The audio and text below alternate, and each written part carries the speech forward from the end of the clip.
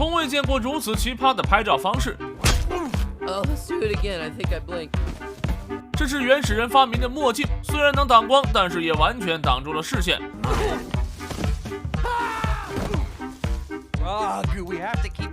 他们就是大名鼎鼎的学巨人咕噜一家。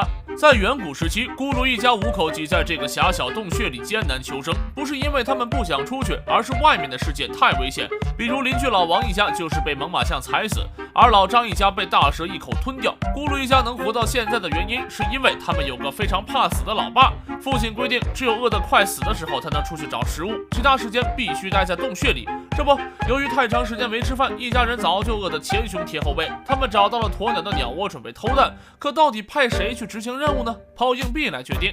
没有硬币怎么办？没关系，我们有奶奶。Color in the air. Tails dunks in. Positions. 在这里，皮叔偷偷告诉你一个表情包彩蛋，输入发送狗头加抱拳就可以解锁一个全新表情。解锁的表情在最后可以看到。结果傻儿子坦克成了幸运儿，趁着鸵鸟不注意，一个箭步冲了过去拿到蛋，可还没等他高兴2秒，鸵鸟却又把蛋抢了回去。这时，最为调皮的小女儿珊迪出马。全家齐上阵，展开了一场夺蛋大赛。终于在日落前，全家吃到了新鲜的蛋液大餐。与此同时，黑夜即将来临，一家人赶紧躲进洞穴。只有大女儿小伊不想进来。小伊一直有一颗叛逆的心，总想去外面的世界探险，但老爸极力反对。果然，门外的一只东北虎已经蹲守多时。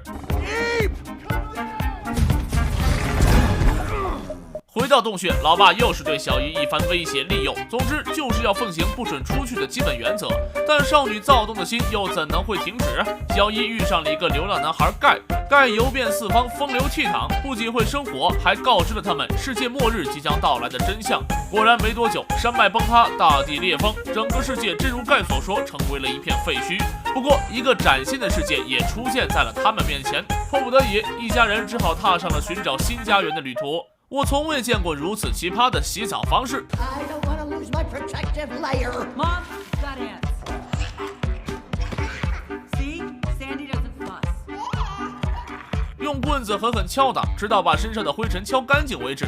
一家本来幸福的生活在洞穴里，可随着世界末日的到来，老爸只好带着一家老小开始寻找新的家园。只不过前方的世界看起来五彩缤纷，其实却危险重重。他们遇到了长着大象耳朵的老鼠，葫芦模样的蝙蝠，还有会给人大逼兜的五彩斑斓猴。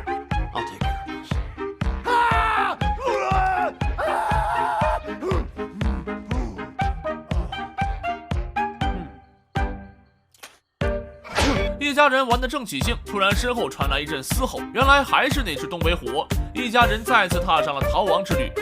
前方有个洞穴，赶紧进去。不对，洞穴里怎么还有舌头？原来是一只陆上海豚。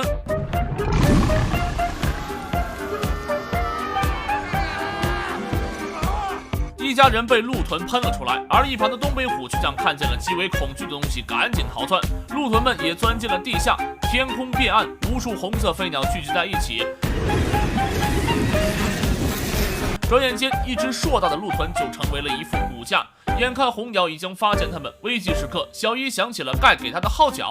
盖说过，需要他的时候吹响号角，他就会立马出现。果然，盖来了。就在红鸟俯冲下来的前一秒，盖点燃了火把，帮助咕噜一家逃过一劫。老爸对这个外来人口十分警惕，但为了保命，他还是听从了小伊的建议，带着盖一起上路。事实证明，小伊是对的。一家人找不到食物，盖就利用工具捕获了一只大鸵鸟。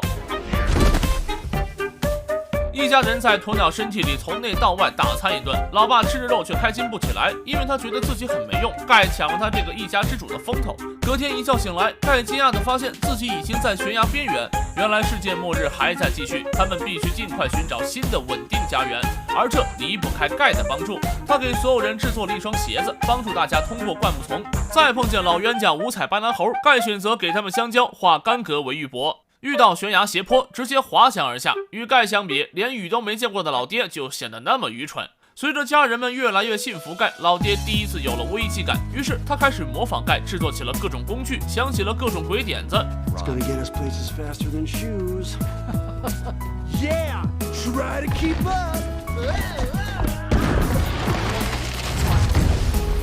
移动住宅， Isn't that something?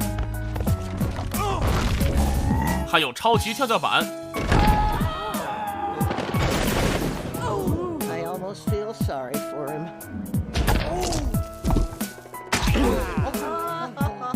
No, I don't. 虽然可笑，但所有人能很同情老爹。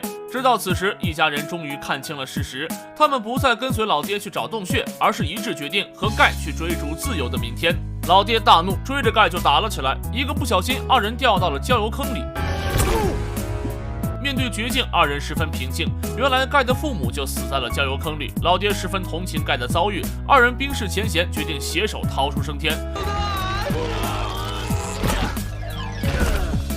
在东北虎的帮助下，二人终于保住了性命。此时，老爹也彻底改变了对盖的看法，他决定带着家人和盖一起追逐明天。话音未落，末日又来了，面前的土地不断爆裂，他们不断奔跑，但还是只差一步。一道巨大的沟壑摆在众人面前，如果留在这里，必定死路一条。此时，母亲建议回到洞穴，说不定还有一线生机，但遭到了老爹的反对。 No more dark. No more hiding. No more caves. What's the point of all this? To follow the light. 老爹虽然不聪明，但他有浑身的肌肉。他决定把家人扔到悬崖对面，但视野所及全是迷雾，根本看不清对面的地形。盖自告奋勇当了试验品，先被扔了过去。很快，一阵号角声传来，对面是陆地，第二个便是儿子坦克，接着老婆、小女儿还有奶奶都安全抵达。等轮到小一时，小一却不愿走了。以前自己那么讨厌父亲，现在却仿佛有好多话想跟老爹说。父女俩拥抱在了一起，这也应该是人类历史上第一个拥抱。小一还是被咕噜扔了过去，天崩地裂，地动山摇。但老爹并没有放弃，他被困在了落石之中。身后那只东北虎再次出现，一人一虎相依为命。本以为自己就这样和家人永别，但很快一阵熟悉的号角声传来。家人有难，老爹苦想着，要是此时盖会怎么做？终于，他想到了一个办法。利用红鸟、火还有焦油的力量，制作出了人类历史上第一个热气球。身后的世界开始不断塌陷，危急时刻，老爹还没忘了拯救那些动物朋友。巨大的冲击波从身后袭来，老爹消失在了烟雾之中。对岸的一家人吹着号角，祈祷着奇迹发生，老爹能够重新出现在他们面前。结果奇迹真的出现了。Where's the danger? Who blew their shell? I love you too. 等待他们的将是一个崭新的世界。